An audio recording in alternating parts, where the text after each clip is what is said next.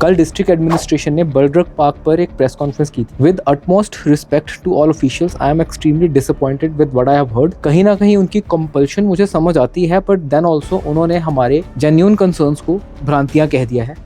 I mean भ्रांतियां फैला के व्हाट आर वी गेटिंग? हमें कोई पैसे तो दे नहीं रहा, उल्टा हमें तो धमकियां आती हैं। जहां जाना है फ्री में थोड़ी पहुंचते हैं, पॉकेट से पे करते हैं कि अपने लोगों के जेन्युइन कंसर्न्स को आगे लेके आ सके।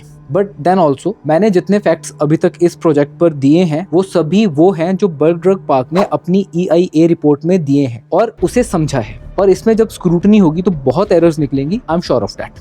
हमने कब कहा कि project is not in national interest, but for that national interest क्या हम अपने वाटर टेबल सुखा दें?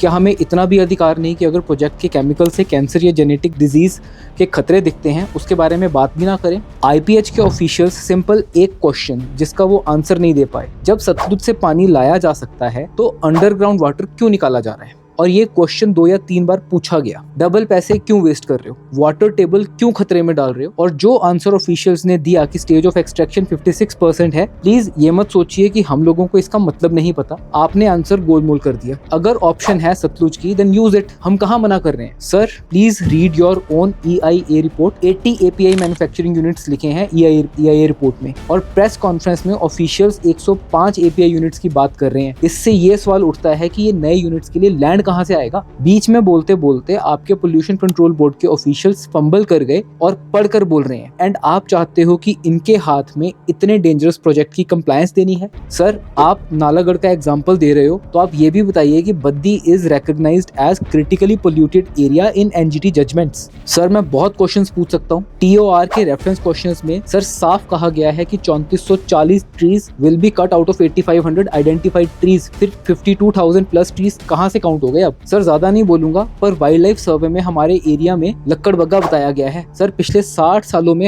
हमारे तो किसी बुजुर्ग ने लक्कड़बग्गा देखा भी नहीं है। एंड ऐसी बहुत सी चीजें हैं जो इस प्रोजेक्ट रिपोर्ट में गलत है। मेरी आपसे हाथ जोड़कर रिक्वेस्ट है, जनता अगर बात करके अपनी क्वेरीज का संतुष्टिजनक उत्तर चाहती है तो इतना तो उनका राइट बनता है, पर ये लोग इस प्रोजेक्ट के परमानेंट डेंजर्स को फॉर लाइफ झेलेंगे। Please look after this.